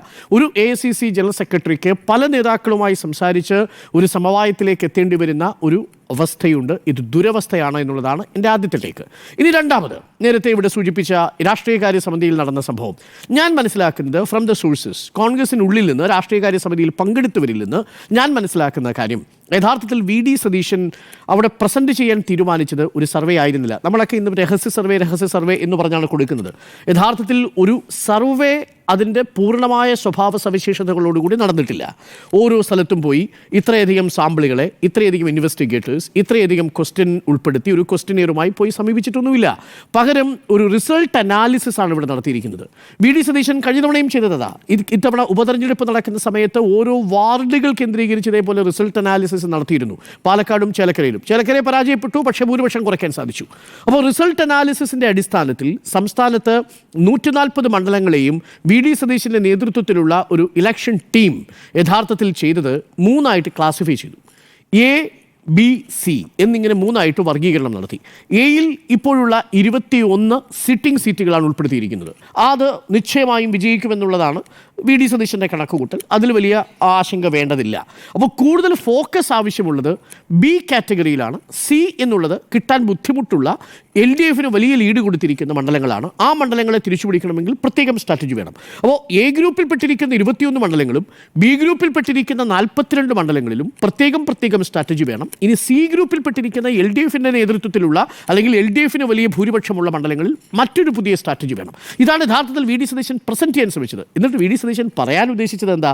പറഞ്ഞു വന്നത് ഇത്രയാണ്: നിലവിൽ നമുക്ക് 63 സീറ്റുകളിൽ വിജയസാധ്യതയുള്ളതായി മനസ്സിലാക്കുന്നു എന്ന് പറഞ്ഞപ്പോഴാണ് AP അനിൽകുമാർ ഇടപെട്ടത്. ഇത് നിങ്ങൾ എങ്ങനെ മനസ്സിലാക്കി? നിങ്ങൾ എങ്ങനെയാണ് ഇതിനകത്ത് ഇടപെട്ടത്? നിങ്ങൾക്ക് സർവേ നടത്താനാണ് അധികാരം നൽകിയത്. കാര്യം രമേശ് ചെന്നിത്തല ഇന്ന് സൂചിപ്പിച്ചതുപോലെ കേരളത്തിൽ ഏതെങ്കിലും ഒരു പാർട്ടിക്കുള്ളിൽ കോൺഗ്രസ് ഒരു സർവേ നടത്തുന്നുണ്ടെങ്കിൽ അത് ACC ആണ് സർവേ നടത്തുക. ACC വർഷാവർഷം ഇവിടെ സർവേ നടത്താറുണ്ട്. മാത്രവുമല്ല അടിക്കടി അതിനുള്ള ഏജൻസികളെ മാറ്റിക്കൊണ്ടും പല ഏജൻസികളെ ഏൽപ്പിച്ചുമാണ്. കേരളത്തിൽ ഇതിപ്പോൾ നടത്തുന്നത് കനകോലുവിൻ്റെ നേതൃത്വത്തിലുള്ള ടീമായിട്ടാണ് ഞാൻ മനസ്സിലാക്കുന്നത്. ACC ചുമതലപ്പെടുത്തിയിട്ടുണ്ട്. ആ ടീമാണ് കേരളത്തിൽ സർവേ നടത്തുന്നത്. സർവേ നടത്തി അത്തരം സാധ്യതകൾ കണ്ടെത്തേണ്ടത്. നിയമസഭാ തെരഞ്ഞെടുപ്പിന് മുന്നോടിയായിട്ടുള്ള സർവേയെക്കുറിച്ച് ACC ആലോചിച്ചിട്ടില്ല. ആ ഘട്ടത്തിലാണ് റിസൾട്ട് അനാലിസിസുമായിട്ട് ഒരു പ്രഡിക്ഷനുമായിട്ട് അദ്ദേഹം വരുന്നത്. പക്ഷേ അതിന് പിന്നീട് ഒരു വലിയ സ്ട്രാറ്റജി ഉണ്ട്. ഞാൻ ആ പ്ലാൻ കേട്ടപ്പോൾ എനിക്കത് വളരെ മനോഹരമായ ഒരു പ്ലാനായിട്ടാണ് എനിക്ക് തോന്നിയത്. എന്താണ് അദ്ദേഹത്തിൻ്റെ പ്ലാൻ? ഇപ്പോൾ B ഗ്രൂപ്പിൽപ്പെട്ടിരിക്കുന്ന മണ്ഡലങ്ങൾ, ആ മണ്ഡലങ്ങളിലേക്ക് പ്രത്യേക ചുമതല നൽകണം. ആർക്കാണ് ചുമതല നൽകേണ്ടത്? ഒന്ന്, ആ മണ്ഡലങ്ങൾ ഉൾപ്പെടുന്ന ലോക്സഭയിലെ MP-മാരുണ്ടെങ്കിൽ ആ MP-മാരുടെ നേതൃത്വത്തിലായിരിക്കണം ഈ നിയമസഭാ തെരഞ്ഞെടുപ്പിനെ നമ്മൾ നേരിടേണ്ടത്. 2 തരത്തിലുള്ള ഓഫീസുകൾ അവിടെ തുറക്കണം എന്ന് അദ്ദേഹം പറഞ്ഞു. ഒന്ന്, അതൊരു സാമൂഹിക മാധ്യമങ്ങളെ, സോഷ്യൽ മീഡിയയെ നിയന്ത്രിക്കത്തക്ക രീതിയിൽ വലിയ രീതിയിലുള്ള പ്രചരണത്തിന് വേണ്ടിയിട്ട് ഒരു ലാസ്റ്റ് മൈൽ കണക്ടിവിറ്റി കമ്മ്യൂണിക്കേഷൻ ഉറപ്പിക്കാൻ വേണ്ടിയിട്ടുള്ള ഒരു ഓഫീസ് പ്രവർത്തിക്കണം. മറ്റൊന്ന്, രാഷ്ട്രീയമായിട്ടുള്ള തന്ത്രങ്ങൾ മെനയാൻ വേണ്ടി മറ്റൊരു ഓഫീസ്. അതാണ് വാർ റൂം എന്ന് പറയുന്നത്. അപ്പോൾ ഒരു വാർ റൂമും ഒരു സോഷ്യൽ മീഡിയ റൂമും, അത് 2 കെട്ടിടങ്ങളിൽ ഓരോ മണ്ഡലത്തിലും പ്രവർത്തിച്ചുകൊണ്ട് അടുത്ത ഓഗസ്റ്റ് മാസത്തിന് മുമ്പ് സ്ഥാനാർത്ഥികളിലേക്ക് എത്തത്തക്ക രീതിയിലുള്ള ഒരു വലിയ പ്രചരണമാണ്, ഒരു വലിയ പ്രവർത്തനമാണ് യഥാർത്ഥത്തിൽ VD സതീശൻ മുൻകൂട്ടി കണ്ടത്. അതൊരു വലിയ സ്ട്രാറ്റജിയാണ്. ഈ തെരഞ്ഞെടുപ്പിനെ വളരെ മെറ്റിക്കുലസ് ആയിട്ട് നേരിടാനുള്ള ഒരു വലിയ പ്ലാനിംഗ് ആയിരുന്നു അത്. ആ പ്ലാനിംഗ് അവതരിപ്പിക്കുന്നതിൻ്റെ ഭാഗമായിട്ട് VD സതീശൻ പ്രസംഗിക്കാൻ തുടങ്ങുമ്പോഴേക്കും AP അനിൽകുമാറും ശൂനാട് രാജശേഖരനും അത് തടസ്സപ്പെടുത്തുന്നു. AP അനിൽകുമാർ പറയുന്നു അതൊക്കെ തീരുമാനിക്കും. അപ്പോൾ KC വേണുഗോപാൽ പറയുന്നുണ്ട് അത് പ്രസിഡന്റും പ്രതിപക്ഷ നേതാവും ACC കൂടെ തീരുമാനിച്ച് നമുക്കത് നടപ്പിലാക്കാം എന്നുള്ള ഒരു അഭിപ്രായമാണ് KC വേണുഗോപാൽ പറയുന്നത്. പക്ഷേ പറഞ്ഞതിൻ്റെ ധ്വനി മറ്റൊന്നാണെങ്കിൽ പോലും നിലവിൽ ഈ പ്ലാനിനെ പൂർണ്ണമായിട്ടും രാഷ്ട്രീയകാര്യ സമിതിയിൽ അട്ടിമറിച്ചു എന്നാണ് ഞാൻ മനസ്സിലാക്കുന്നത്. VD സതീശൻ രാഷ്ട്രീയകാര്യ സമിതിയിൽ അവതരിപ്പിക്കാൻ ശ്രമിച്ച പദ്ധതി അഥവാ സ്ട്രാറ്റജിയെ ഞാൻ പോസിറ്റീവായിട്ടാണ് കാണുന്നത്. അതിനൊരു ഉദ്ദേശശുദ്ധിയുണ്ടെന്ന് ഞാൻ മനസ്സിലാക്കുന്നു. പക്ഷേ പ്രശ്നം VD സതീശൻ്റെ ആറ്റിറ്റ്യൂഡാണ്. ഞാൻ സംസാരിച്ച പല കോൺഗ്രസ് നേതാക്കളും പറയുന്നൊരു പ്രധാനപ്പെട്ട കാര്യം, VD സതീശൻ ഒരു നല്ല ഇലക്ഷൻ എഞ്ചിനീയറിംഗ് ചെയ്യുന്ന ഒരു സ്ട്രാറ്റജിസ്റ്റാണ്. അക്കാര്യത്തിൽ സംശയമൊന്നും. ഒരു ഇലക്ഷൻ മാനേജർ കൂടിയാണ് VD സതീശൻ. ഇലക്ഷൻ സ്ട്രാറ്റജിസ്റ്റാണ്, ഇലക്ഷൻ മാനേജറുമാണ്. പക്ഷേ VD സതീശൻ്റെ പ്രശ്നം ഇന്നേ വരെ കോൺഗ്രസിൻ്റെ ധാരയിൽ നമ്മൾ കണ്ടിട്ടില്ലാത്ത ഒരു ധാർഷ്ട്യം, ഒരു ആറ്റിറ്റ്യൂഡ്, അത് വലിയ രീതിയിൽ ബുദ്ധിമുട്ടുണ്ടാക്കുന്നുണ്ട്. ഇപ്പോൾ ഉദാഹരണത്തിന് രമേശ് ചെന്നിത്തലയ്ക്ക് മൗനമായി പിന്തുണ നൽകുന്ന ആളുകളെ ഒന്ന് എടുത്തു നോക്കൂ. ഒരു ഭാഗത്ത് ശശി തരൂരുണ്ട്, ഒരു ഭാഗത്ത് ബെന്നി ബെഹനാനുണ്ട്, ഒരു ഭാഗത്ത് KC ജോസഫ് ഉണ്ട്, മറുഭാഗത്ത് തിരുവഞ്ചൂർ രാധാകൃഷ്ണനുണ്ട്. കെ സുധാകരനുണ്ട്. അപ്പോൾ ഒരു കാലത്ത് എ ഗ്രൂപ്പിലും ഐ ഗ്രൂപ്പിലുമായി നിന്നവരെല്ലാവരും രമേശ് ചെന്നിത്തലയുടെ പിന്നിൽ മൗനസമ്മതത്തോടു കൂടി നിൽക്കുന്നു. അപ്പോൾ ഏതെങ്കിലും തരത്തിൽ പാർട്ടിക്കുള്ളിൽ ഒരു കാര്യം ചർച്ച ചെയ്യാൻ ഈ മുതിർന്ന നേതാക്കൾക്ക് കോൺഫിഡൻസ് ഉള്ളത് രമേശ് ചെന്നിത്തലയുമായിട്ടാണ്, ഈ പറയുന്ന വി ഡി സതീശനുമായിട്ടല്ല. അപ്പോൾ വി ഡി സതീശൻ്റെ ആറ്റിറ്റ്യൂഡ് പല നേതാക്കൾക്കും ബുദ്ധിമുട്ടുണ്ടാക്കുന്നു. അതേസമയം വി ഡി സതീശൻ്റെ ഇലക്ഷൻ സ്ട്രാറ്റജി കോൺഗ്രസിന് ആവശ്യമാണ് താനും. പക്ഷേ ഇത് ഉൾക്കൊള്ളാൻ AICCക്ക് കഴിയുന്നുമില്ല. അവിടെയാണ് AICC ഒരു വലിയ പ്രശ്നമുണ്ടാകുന്നത്. മാത്രമല്ല AICCയുമായിട്ട് വി ഡി സതീശന് ഒരു ചെറിയ അഭിപ്രായ വ്യത്യാസമുണ്ട്. എന്തെന്നാൽ AICC മുൻപെങ്ങുമില്ലാത്ത വിധം കേരളത്തിൽ നേരിട്ട് ഇടപെട്ടുകൊണ്ടിരിക്കുക. AICCയുടെ ജനറൽ സെക്രട്ടറി ദീപദാസ് മുൻഷി കേരളത്തിൽ തന്നെയാണ് മിക്കവാറും. നമ്മൾ പണ്ടങ്ങനെ കേട്ടിട്ടുണ്ടോ? ഇപ്പോൾ മുകുൾ വാസ്നിക്ക് കേരളത്തിന് ചുമതല ഉണ്ടായിരുന്നയാളല്ലേ. നേരത്തെ ഗുലാം നബി ആസാദ് കേരളത്തിന് ചുമതല ഉണ്ടായിരുന്നില്ലേ. അഹമ്മദ് പട്ടേൽ കേരളത്തിന് ചുമതല ഉണ്ടായിരുന്നില്ലേ. ഇവരൊക്കെ എല്ലാ സമയങ്ങളിലും KPCCയിൽ വന്ന് രാഷ്ട്രീയകാര്യ സമിതിയിൽ പങ്കെടുത്ത് ഇതേപോലെ അഭിപ്രായ പ്രകടനം നടത്തി കടന്നു പോകുന്ന കാഴ്ച നമ്മൾ കണ്ടിട്ടുണ്ടോ? അങ്ങനൊന്നുമില്ല. അവർ വന്ന് പറഞ്ഞു പോകും. അവരൊന്ന് പറഞ്ഞാലോ പറഞ്ഞതാ. ഗുലാം നബി ആസാദോ അഹമ്മദ് പട്ടേലോ ഒരു വാചകം പറഞ്ഞാൽ അത് പറഞ്ഞതായിട്ട് തന്നെയാണ് നമ്മൾ കണക്കാക്കുന്നത്. ഹൈക്കമാൻഡിൻ്റെ സ്റ്റേറ്റ്മെൻ്റ് ആയിട്ടാണ് കണക്കാക്കുന്നത്. പക്ഷേ ദീപദാസ് മുൻഷിക്ക് ആ നേതൃത്വം എടുക്കാൻ കഴിയുന്നില്ല. അതിൽ വി ഡി സതീശനുള്ളൊരു വിയോജിപ്പ്, ഇതേ നേരിട്ട് AICC കേരളത്തിലെ രാഷ്ട്രീയത്തിൽ ഇടപെടുന്നത് ഒരു വിയോജിപ്പ് വി ഡി സതീശന് ഉള്ളതായിട്ട് ഞാൻ മനസ്സിലാക്കുന്നു. അപ്പോൾ ചുരുക്കത്തിൽ ഈ ആറ്റിറ്റ്യൂഡ് ഒരു പ്രശ്നമാണ്, സ്ട്രാറ്റജി ഒരു പ്രധാനപ്പെട്ട പോസിറ്റീവ് ഘടകവുമാണ്. ഇത് വി ഡി സതീശൻ മാറ്റാത്തിടത്തോളം കാലം ഇനി എത്ര ശില്പശാല വെച്ചാലും കോൺഗ്രസിലെ ഐക്യമുണ്ടാവാൻ പോകുന്നില്ല. ഇതിനോടൊപ്പമാണ് സ്ഥാനമോഹികൾ എന്ന് പറയുന്നത്. രമേശ് ചെന്നിത്തലയ്ക്ക് ഞാനിപ്പോഴും വിശ്വസിക്കുന്നു, കേരളത്തിൽ അടുത്ത തവണ ഒരു ഭരണമാറ്റം ഉണ്ടായാൽ അത് രമേശ് ചെന്നിത്തലയ്ക്ക് മുഖ്യമന്ത്രിയാകാനുള്ള എല്ലാ ധാർമ്മികമായ രാഷ്ട്രീയ അവകാശവും ഉണ്ട് എന്നാണ് ഞാൻ മനസ്സിലാക്കുന്നത്. കാര്യം കേരളത്തിലെ ഏറ്റവും മുതിർന്ന നേതാവാണ്. കഴിഞ്ഞ തവണ പ്രതിപക്ഷ നേതാവ് എന്ന നിലയിൽ അദ്ദേഹം നിർവഹിച്ച ഒട്ടേറെ കാര്യങ്ങളുണ്ട്, ഒട്ടേറെ വിഷയങ്ങൾ അദ്ദേഹം ഉയർത്തിക്കൊണ്ടുവന്നു. പലതും പച്ചപിടിക്കാതെ പോയി. എങ്കിൽ പോലും അദ്ദേഹം ഉയർത്തിയ വിഷയങ്ങൾ കേരളം ചർച്ച ചെയ്തിട്ടുണ്ട് ഗൗരവമായി. പക്ഷേ വി ഡി സതീശനും രമേശ് ചെന്നിത്തലയും അധികാരം പങ്കിടുക എന്ന ഫോർമുലയിലേക്കാണോ കാര്യങ്ങൾ പോകുന്നതെന്ന് എനിക്കറിയില്ല. പക്ഷേ ചില നേതാക്കളെങ്കിലും പറയുന്നത് രമേശ് ചെന്നിത്തലയ്ക്ക് ഒരു ടേം കൊടുക്കണം, അതിനുശേഷം വി ഡി സതീശന് ഒരു ടേം എന്ന ഫോർമുലയിലേക്ക് ഒരുപക്ഷെ കാര്യങ്ങൾ എത്തിയേക്കാം. വരുന്ന 2 മാസങ്ങൾ വളരെ നിർണായകമാണ്. ആ 2 മാസങ്ങൾക്കുള്ളിൽ നേതാക്കൾക്കിടയിലെ അഭിപ്രായ ഭിന്നതകൾ പല തട്ടിലുള്ള നേതൃത്വ മാറ്റവുമായിട്ട് ബന്ധപ്പെട്ടുള്ളത്, മുഖ്യമന്ത്രിയുമായി ബന്ധപ്പെട്ടുള്ളത്, തിരഞ്ഞെടുപ്പിൻ്റെ തന്ത്രങ്ങൾ ആവിഷ്കരിക്കുന്നതുമായി ബന്ധപ്പെട്ട് പല തട്ടുകളിലായിട്ടുള്ള അഭിപ്രായ വ്യത്യാസങ്ങൾ പരിഹരിച്ചില്ലെങ്കിൽ കോൺഗ്രസിനെ കാത്തിരിക്കുന്നത് 2026 ഒരു വാട്ടർലൂ ആയിരിക്കും. സ്റ്റിൽ ഞാൻ പറയുന്നു, 40 മണ്ഡലങ്ങളിൽ കേരളത്തിൽ LDF ഇപ്പോഴും ഉറച്ച കോട്ടയാണ്. ഫ്രം സോഴ്സസ് ആധികാരികമായി തന്നെ ഞാൻ പറയുന്നു, 40 സീറ്റുകൾ LDFിൻ്റെ ഉറച്ച മണ്ഡലങ്ങളാണ്. അവിടെ മാറ്റമേ ഉണ്ടാവാൻ പോകുന്നില്ല. ബാക്കിയുള്ള 100 മണ്ഡലങ്ങളെയാണ് കോൺഗ്രസ് യഥാർത്ഥത്തിൽ ഫേസ് ചെയ്യാൻ പോകുന്നത്. ആ മണ്ഡലങ്ങളിലേക്ക് വ്യക്തമായ സ്ട്രാറ്റജി വേണം. ആ സ്ട്രാറ്റജിയുടെ അടിസ്ഥാനത്തിൽ വേണം കോൺഗ്രസിന് മുന്നോട്ട് പോകാൻ. നിലവിലുള്ള തർക്കങ്ങളിൽ കോൺഗ്രസിന് മുന്നോട്ട് പോകാൻ കഴിയില്ല എന്നതാണ് എൻ്റെ ടേക്ക്. പരസ്പരം തമ്മിലിടിക്കുന്ന യാദവ കുലം പോലെ കോൺഗ്രസ് ആകാതിരിക്കട്ടെ എന്ന് നമുക്ക് പ്രതീക്ഷിക്കാം. കേരളത്തിൽ കോൺഗ്രസ് നേതൃത്വം പല വഴിക്കാണോ എന്നായിരുന്നു ചോദ്യം. ആന്റോ, പല വഴിക്ക് തന്നെയാണ് എന്നുള്ളതാണ് എൻ്റെ അഭിപ്രായം. കാരണം എന്താണെന്ന് പറഞ്ഞാൽ കഴിഞ്ഞ 20 വർഷമായി കോൺഗ്രസ് അധികാരത്തിലില്ല എന്ന് വേണമെങ്കിൽ പറയാം. കഴിഞ്ഞ 2011 അവസാനമായിട്ട് ഇവർക്ക് ഭരണം കിട്ടിയത്. അന്ന് 72 സീറ്റിലാണ് ആകെ കോൺഗ്രസ് അധികാരത്തിൽ വരുന്നത്, ഉമ്മൻചാണ്ടിയുടെ ഗവൺമെൻറ് അധികാരത്തിൽ വരുന്നത്. അന്ന് അതിന് കാരണം എന്താണ്? 2006, 2007 കാലയളവിലാണെന്ന് പറയുന്നത് ഈ പുനർനിർണ്ണയം നടന്നത്. 2001 ഉണ്ണിസാറ് പറഞ്ഞതുപോലെ 63 സീറ്റിൻ്റെ കോൺഗ്രസ് സീറ്റ് പിടിക്കുകയും AK ആന്റണിയുടെ കാലത്ത് അന്ന് പുനർനിർണ്ണയം നടന്നിട്ടില്ല. അതിന് ശേഷമാണ് പുനർനിർണ്ണയം നടന്നത്. പുനർനിർണ്ണയം നടന്നതിന് ശേഷം എന്താണ് അവസ്ഥ എന്ന് പറയുന്നത്? കോൺഗ്രസിൻ്റെ കയ്യിൽ 60 പോയിട്ട് 50 പോയിട്ട് 35 കടക്കാൻ കഴിഞ്ഞിട്ടില്ല എന്നുള്ളതാണ്. 35 കഴിഞ്ഞിട്ട് എങ്ങനെയാണത്? 2011 87 സീറ്റിൽ മത്സരിക്കുമ്പോൾ 36 സീറ്റിലാണ് കിട്ടിയത്. 2016 87 സീറ്റിൽ മത്സരിക്കുമ്പോൾ 22 സീറ്റാണ് കിട്ടിയത്. 93 സീറ്റിലാണ് 2021 മത്സരിച്ചപ്പോൾ 21 സീറ്റാണ് കിട്ടിയത്. കാരണം 36 സീറ്റാണ് പുനർനിർണ്ണയത്തിന് ശേഷം ഏറ്റവും കൂടുതൽ കോൺഗ്രസിന് കിട്ടിയ സീറ്റ് എന്ന് പറയുന്നത്. അങ്ങനെയാണല്ലോ. അപ്പം 2011 കാലത്ത് പോലും ഒരു ശക്തമായ മത്സരം കാഴ്ചവെക്കാൻ വേണ്ടി കഴിഞ്ഞില്ല. എങ്ങനെയാണ് 2011 അധികാരം കിട്ടുന്നത്? അന്ന് ഈ വിഭാഗീയത, CPM-ലെ വിഭാഗീയത ഉണ്ടല്ലോ, അച്യുതാനന്ദനും പിണറായി വിജയനും തമ്മിലുള്ള വിഭാഗീയതയുടെ അടിസ്ഥാനത്തിൽ ഭരണം വേണ്ട എന്ന് CPM-ന് തീരുമാനിച്ചുകൊണ്ട് മാത്രം അധികാരം കിട്ടിയതാണ് കോൺഗ്രസിന്. എന്ന് പറഞ്ഞാൽ കഴിഞ്ഞ 20 വർഷമായിട്ട് 20 വർഷത്തിലധികമായിട്ട് കോൺഗ്രസ് ഈ പറഞ്ഞ സംസ്ഥാനത്ത് ഒരു രീതിയിലുള്ള ഭരണം പിടിക്കാൻ വേണ്ടിയിട്ടുള്ള ഒരു രീതിയിലുള്ള പ്രവർത്തനം നടത്തിയിട്ടില്ല എന്നുള്ളതാണ് എൻ്റെ അഭിപ്രായം. അങ്ങനെയാണ് എൻ്റെ കാരണം. ഈ പുനർനിർണ്ണയത്തിന് ശേഷം 2 മണ്ഡലം മാത്രമാണ് കോൺഗ്രസ് ഒറ്റയ്ക്ക് പോരാടിയിട്ടുള്ളൂ. ഒന്ന് പറവൂർ, ഒന്ന് കരുനാഗപ്പള്ളിയാണ്. പറവൂർ CPI ആണ് മത്സരിക്കുന്നത്, കരുനാഗപ്പള്ളിയും CPI ആണ് മത്സരിക്കുന്നത്. പറവൂർ വി ഡി സതീശൻ്റെ മണ്ഡലമാണ്. അവിടെ വരെ CPI-നോട് മത്സരിച്ചിട്ടാണ് കോൺഗ്രസ് ഒരു കുത്തക എന്ന് പറഞ്ഞാൽ ഘടകകക്ഷികളുടെ പിൻബലമില്ലാതെ സ്വന്തം ജയിച്ച് കയറാം എന്ന് പറയുന്നത് 2 മണ്ഡലമേ കേരളത്തിലുള്ളൂ. ഞാൻ പറയുന്നത് അരുൺ സാർ പറയുന്നതിനേക്കാൾ 40 മണ്ഡലം CPM-ൻ്റെ സ്ട്രോങ് കോട്ടയം. ഞാൻ അതിനേക്കാളും കൂടുതലാണ് പറയുന്നത്. ഏകദേശം 47ഓളം മണ്ഡലം CPM-ൻ്റെ കുത്തക മണ്ഡലങ്ങളാണ്. അവിടെ പിടിച്ചെടുക്കുക എന്ന് പറയുന്നത് ഈ പറയുന്ന 63 സ്ട്രാറ്റജി കൊണ്ട് പോലും നടക്കില്ല എന്നുള്ളതാണ് എൻ്റെ അഭിപ്രായം. 22 സീറ്റിലാണല്ലോ ലീഗ് മത്സരിക്കുന്നത് അല്ലേ? 22 സീറ്റിലാണ് ലീഗ് മത്സരിക്കുന്നത്. കഴിഞ്ഞ പ്രാവശ്യം 15 സീറ്റാണ് ലീഗിൽ കിട്ടിയത്. ഇനി 22 സീറ്റും പിന്നെ ലീഗിന് കിട്ടിയെന്ന് വെച്ചോളൂ. ലീഗ് മത്സരിക്കുന്നത് തിരുവമ്പാടി അടക്കം ലീഗാണ് മത്സരിക്കുന്നത്.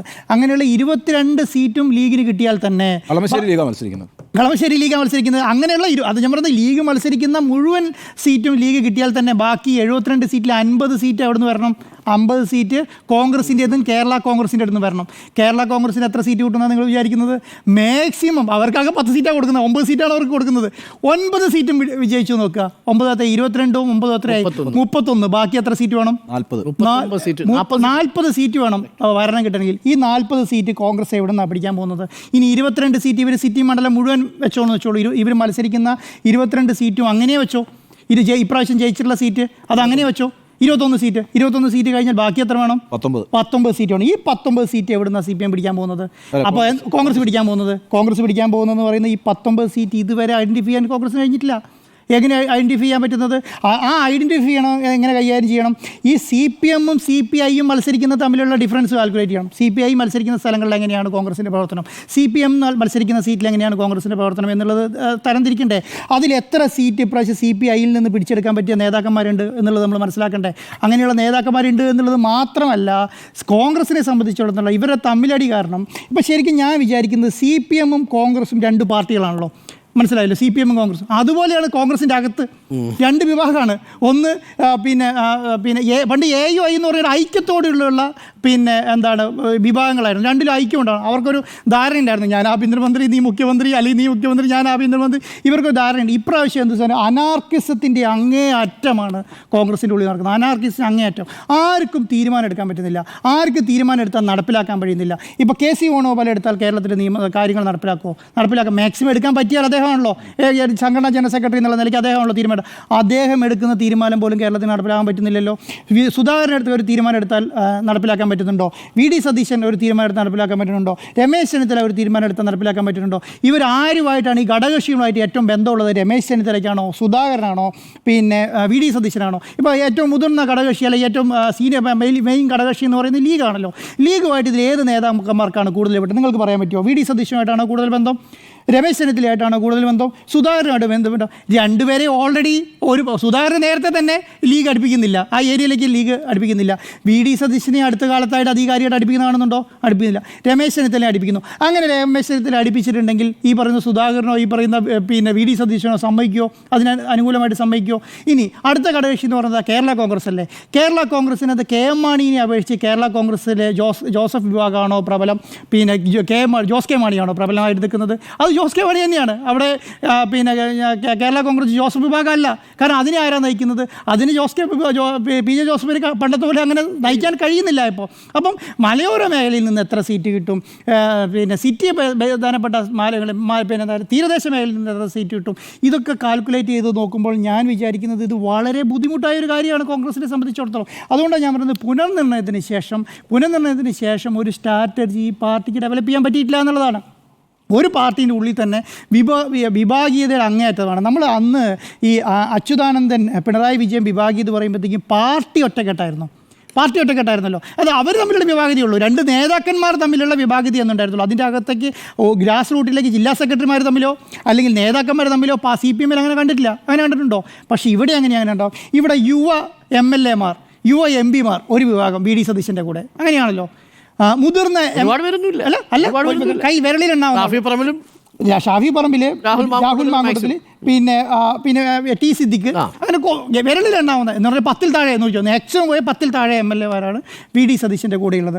ബാക്കിയുള്ള മുതിർന്ന നേതാക്കന്മാർ ആരുടെ കൂടെയാണ്? അത് രമേശ് ചെന്നിത്തലേൻ്റെ സുധാകരൻ്റെ കൂടെയും KC വേണുഗോപാലിൻ്റെ കൂടെയും ആണെന്ന് നോക്കാം. എന്ന് പറഞ്ഞാൽ 2, 3, 4 പ്രാവശ്യം നിയമസഭയിലേക്ക് ജയിച്ചു വന്ന എല്ലാവരും മുതിർന്ന MLA-മാരാണ്. അവർ ഒരു വിഭാഗത്തിൻ്റെ കൂടെ മാത്രം മാറി നിൽക്കുകയാണ്. അങ്ങനെ ഒരു യുവ ടീം മാത്രം വിചാരിച്ചാൽ ഇപ്പോൾ ഞാൻ പറയാം ഉദാഹരണം VD സതീശൻ്റെ സംസാരത്തിൽ നിന്ന് വരുന്ന കാര്യം എന്താണ്? യുവ ടീമുകൾ മുഴുവൻ ഇനി അങ്ങോട്ട് നയിക്കേണ്ടത് നമ്മളല്ലേ. ആരാണ് ഈ യുവ ടീം എന്ന് പറയുന്നത്?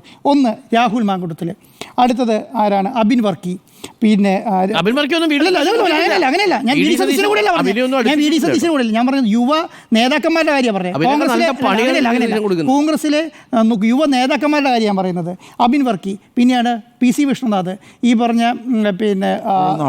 കുഴനാടൻ, മാത്യു കുഴനാടൻ. അപ്പം ഞാൻ റോജി ജോൺ, ഇങ്ങനെയുള്ള ഒരു യുവ ഇതിൽ തന്നെ ഇതിൽ ഏതൊക്കെ യുവ നേതാക്കന്മാർ ആരൊക്കെ കൂടെ നിൽക്കുന്നത്?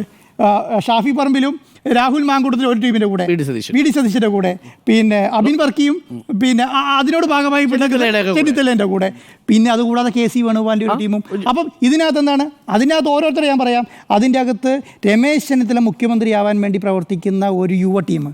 ഈ യുവ ടീമിൻ്റെ മാത്രമേ കോൺഗ്രസിനെ നയിക്കാൻ ഞങ്ങളുടെ പുറകിൽ ഒരു യുവ തരംഗമുണ്ട് എന്ന് പറയുന്ന യുവ ടീമിൻ്റെ കൂടെയാണ് പറയുന്നത്. അതിൻ്റെ കൂടെ ഒരു ടീം മത്സരിക്കുന്നു. അതേപോലെ വി ഡി സതീശനെ മുഖ്യമന്ത്രിയാക്കാൻ വി ഡി സതീശൻ്റെ കൂടെ പ്രതിപക്ഷ നേതാവിൻ്റെ കൂടെ നിൽക്കുന്ന ഒരു വിഭാഗം. അതുകൂടാതെ KC വേണുഗോപാലിൻ്റെ പിന്നെ KP അനിൽകുമാറിൻ്റെ കൂടെയുള്ള ഒരു വിഭാഗം വേറെയും. അപ്പം ഇതെന്താണ്? പാർട്ടിക്കുള്ളിൽ വിവിധ പാർട്ടികളായി കോൺഗ്രസും കോൺഗ്രസ് മാറി എന്നുള്ളതാണ്. ഇനി അടുത്തതിലേക്ക് വരാം. ഇനി എന്താണ് ഈ ഘടകകക്ഷികളെ സംബന്ധിച്ചിടത്തോളം എന്താണ്? ഘടകകക്ഷികൾക്ക് ഒരു നേതാവിനെ ചൂണ്ടിക്കാണിക്കാൻ പറ്റുന്നുണ്ടോ? ഈ പറഞ്ഞ ലീഗിന് കോൺഗ്രസ്സിലെ ഒരു നേതാവിനെ ചൂണ്ടിക്കാണിക്കാൻ പറ്റുന്നുണ്ടോ? കേരള കോൺഗ്രസ് ഒന്നും ഇടുന്നില്ല. നിങ്ങൾ അടുത്ത കാലത്ത് കഴിഞ്ഞ ഒരു 5-6 വർഷമായിട്ട് കേരള കോൺഗ്രസ് ജോസഫ് വിഭാഗത്തിൽ എന്തെങ്കിലും ഒരു നീക്കം കാണുന്നുണ്ടോ? പിന്നെ വേറെ ഏതാ പാർട്ടിയാ ഇതിൻ്റെ അകത്തുള്ളത്? ഒരു പാർട്ടിയില്ല എന്നുള്ളതാണ്. അപ്പം അതുകൊണ്ട് RSPനെ നമ്മൾ കണക്കാക്കേണ്ടതല്ല. അവർ ഒരു സീറ്റിൽ 2 സീറ്റിൽ മത്സരിക്കുന്നു വെച്ചു. അതുകൊണ്ട് എന്താണ് ശരിക്കുന്നത്? 93 സീറ്റിലാണ് കോൺഗ്രസ് വലിച്ചിരിക്കുന്നത്. 93 സീറ്റിൽ.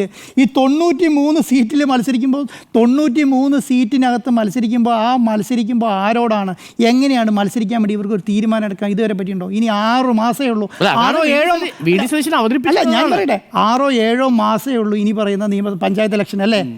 തദ്ദേശ സ്വയംഭരണ സ്ഥാപനങ്ങളുടെ ഇലക്ഷനിലേക്ക് എത്ര വരാണ്ട്? 6-7 മാസമാണ് ആകെ ഇനിയുള്ളത്. ഈ 6-7 മാസത്തിനുള്ളിൽ ഇവർ നിയമസഭാ ഇലക്ഷന് വേണ്ടിയിട്ടാണോ വർക്ക് ചെയ്യേണ്ടത്?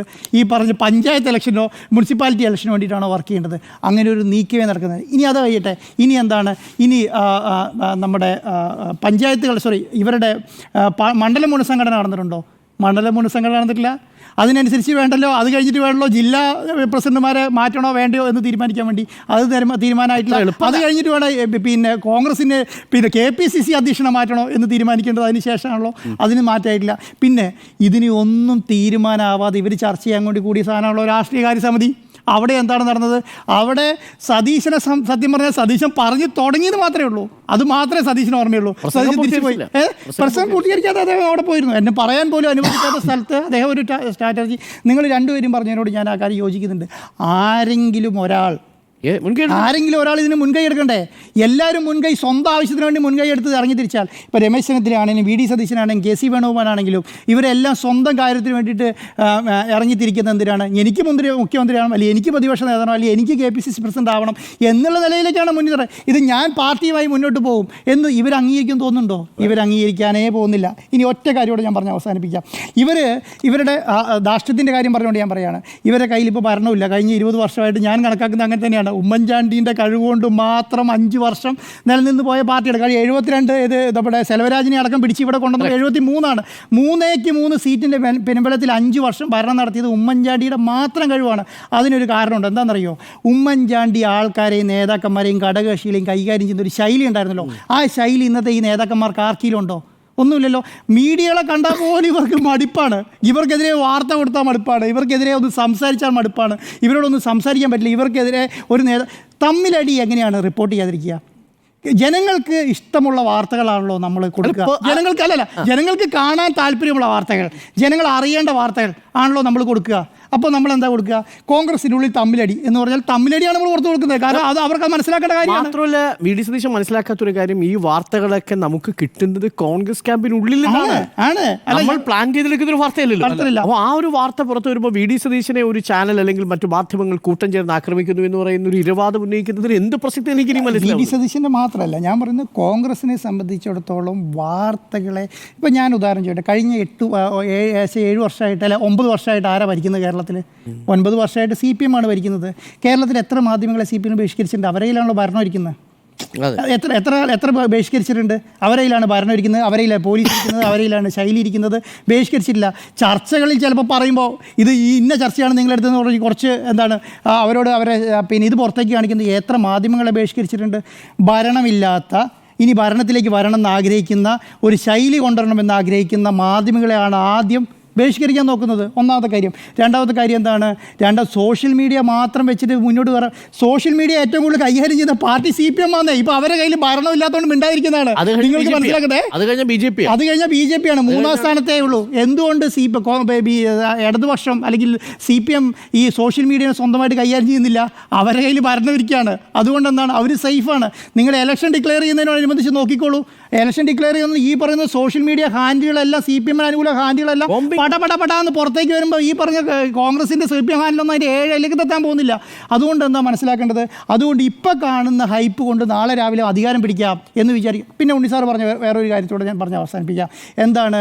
ആൻറ്റി ഇൻക്യുംബൻസി ഉള്ള സംസ്ഥാനത്ത് മുഴുവൻ ഭരണം കിട്ടുമെന്ന് ചിന്തിക്കാൻ പറ്റുമോ? ഒരിക്കലും പറ്റില്ല. ആൻറ്റി ഇൻക്യുംബൻസി ഉള്ള ഭരണം 21 എന്തായിരുന്നു കോൺഗ്രസ് വിചാരിച്ചിരുന്നത്? എനിക്കിപ്പോൾ നല്ല ഓർമ്മയുണ്ട്. അന്ന് മാതൃഭൂമിയിൽ ആണ് ഞാൻ വർക്ക് ചെയ്യുന്നത്. അന്നത്തെ പിന്നെ സർവേ വെച്ചിട്ട് നമ്മൾ പറയുന്നത് 95 മുകളിൽ സീറ്റിൽ ഇടതുപക്ഷത്തിന് കിട്ടാൻ പോകുന്നതാണ്. 95 105 ഇടയിൽ സീറ്റുകളുമായിട്ട് 21 തുടർഭരണം എന്നാണ് ഞാൻ ലൈവിൽ പങ്കെടുത്തുകൊണ്ട് പറഞ്ഞ കാര്യമാണ്. എനിക്കിപ്പോഴും നല്ല ഓർമ്മയാണത്. അന്ന് കോൺഗ്രസ് നേതാക്കൾ അത് പുച്ഛിച്ചതല്ലേ എന്ന് മാത്രമല്ല, അതിന് ശേഷമുള്ള ബൈറ്റുണ്ട്, പ്രമുഖ നേതാക്കളുടെ ബൈറ്റാണ്. ഞാനിപ്പോൾ അതിൻ്റെ പേരൊന്നും പറയുന്നില്ല. ഇതൊക്കെ കഴിഞ്ഞിട്ടൊന്ന് കാണണം കേട്ടോ. വോട്ടെണ്ണി കഴിയുമ്പോൾ ഈ 95 105 ഒക്കെ പറഞ്ഞ ആളുകളെ ഒന്ന് കാണണം എന്നാ പറഞ്ഞത്. പിന്നെ അവരെ കണ്ടില്ല. നമ്മൾ ആ നേതാക്കളെ പിന്നെ കണ്ടില്ല. 99 സീറ്റുമായിട്ട് ഇടതുപക്ഷം തിരിച്ചു വരും. കാരണം അറിയാം, വിചാരിക്കുന്നത് 5 വർഷം കഴിഞ്ഞാൽ ഭരണം അങ്ങ് മാറുകയാണെന്നാണല്ലോ. അങ്ങനെയില്ലെന്നേ. 5 വർഷം കഴിഞ്ഞാൽ ഭരണം മാറുന്ന ഒരു പ്രക്രിയ നടന്നുകൊണ്ടിരുന്നത് എന്താണെന്ന് വെച്ചാൽ സർക്കാരുകൾ അവസാന ഘട്ടത്തിൽ അൺപോപ്പുലർ ആകുന്നു എന്നുള്ളതാണ്. മിക്കപ്പോഴും അതിൻ്റെ ഗുണഭോക്താക്കളായിരിക്കുന്നത് കേരളത്തിൽ UDF ആണ്. UDF എല്ലാ പ്രാവശ്യവും ഏതെങ്കിലും ഒരു ഘട്ടത്തിൽ ഒരു അൺപോപ്പുലാരിറ്റി അവസാനം വരുമ്പം ഒരു ആൻറ്റി ഇൻകംബൻസി വരും. അത് ടാക്സ് ചെയ്ത് അധികാരത്തിൽ വരികയാണ്. ഏതെങ്കിലും തെരഞ്ഞെടുപ്പിൽ അതിമനോഹരമായ സ്ട്രാറ്റജി ആസൂത്രണം ചെയ്ത് ബൂത്ത് തലം മുതൽ സംസ്ഥാന തലം വരെ സംഘടനയെ ചലിപ്പിച്ച് കോൺഗ്രസ് അധികാരത്തിൽ വന്നിട്ടുണ്ടോ? അങ്ങനല്ലല്ലോ കോൺഗ്രസ് അധികാരത്തിൽ വന്നിട്ടുള്ളത്. കോൺഗ്രസിന് അനുകൂലമായിട്ട് ജനങ്ങളങ്ങ് വോട്ട് ചെയ്ത് കൊടുക്കുക ചെയ്യുന്നത്.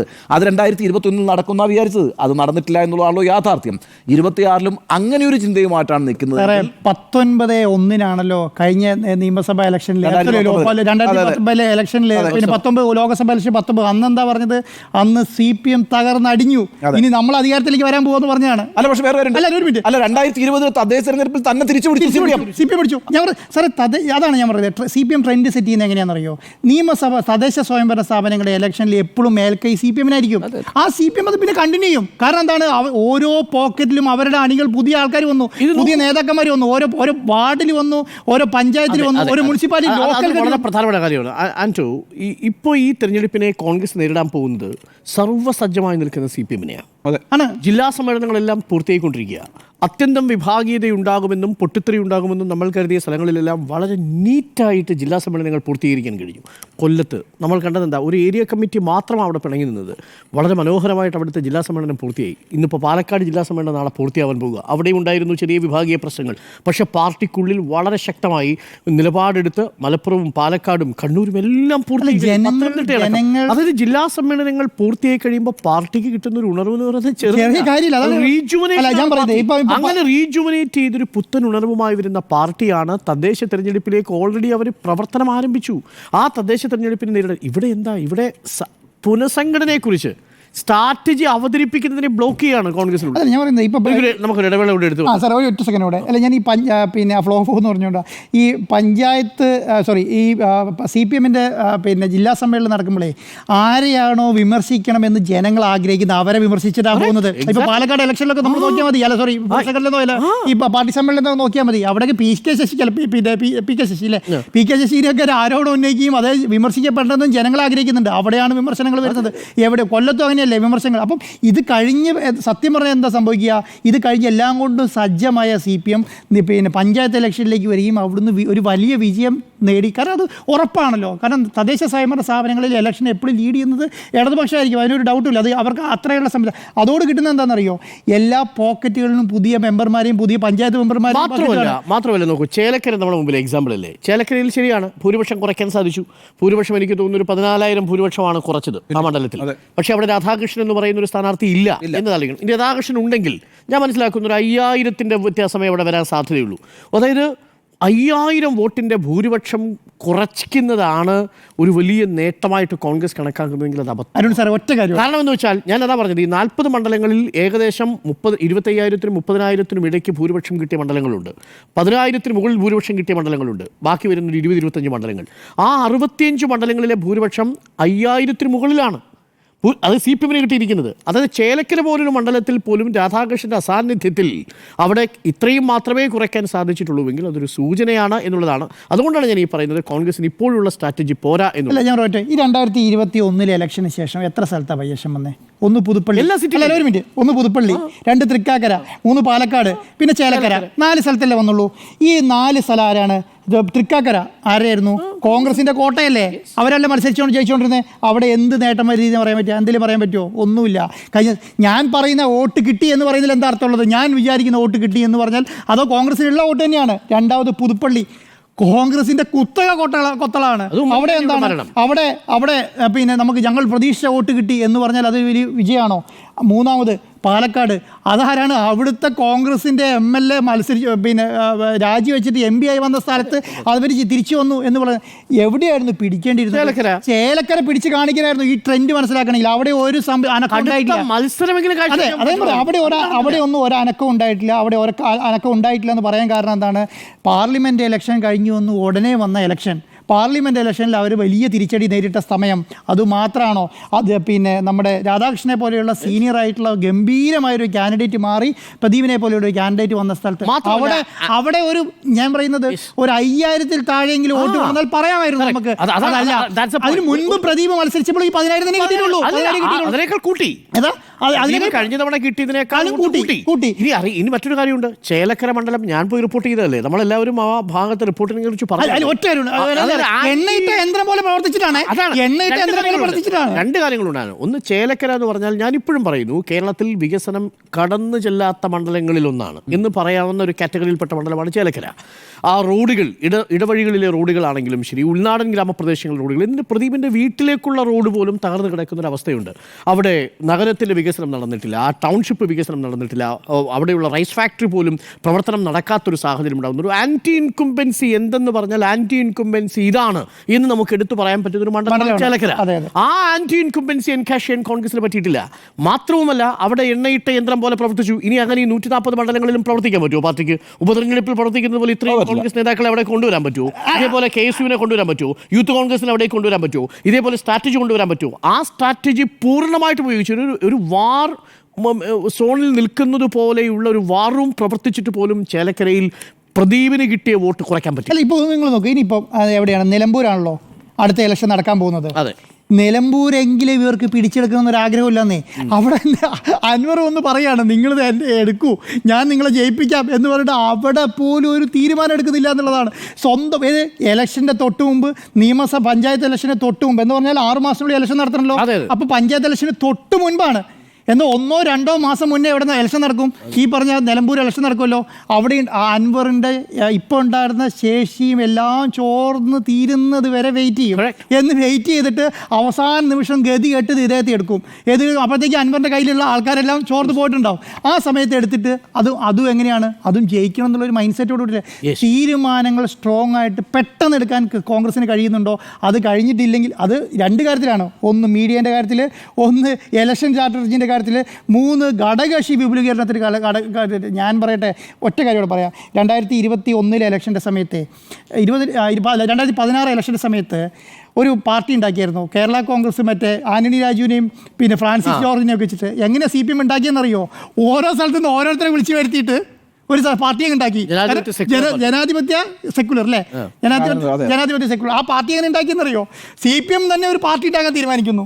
എന്നിട്ട് ആന്റണി രാജുവിനെ ഇവിടുന്ന്, ഫ്രാൻസിസ് ജോർജ് വേറെ സ്ഥലത്തുനിന്ന്, അങ്ങനെ 4 പേരെ ഉണ്ടാക്കിയിട്ട് മുന്നണി വിപുലീകരണം ഈ പാർട്ടിയിൽ നടത്തി എന്ന് വരുത്തി തീർക്കാൻ പറ്റി.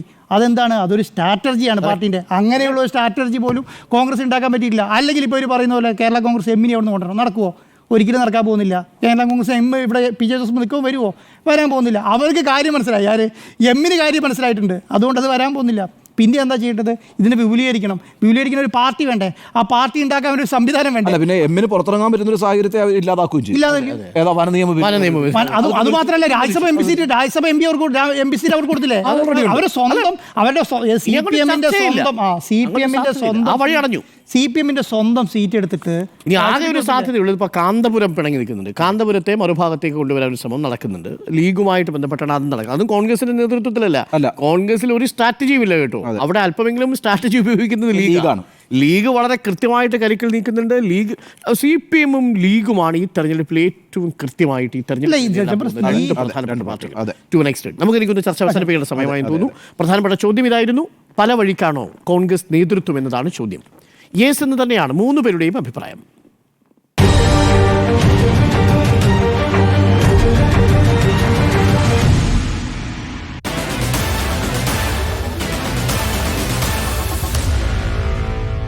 Meet the editors.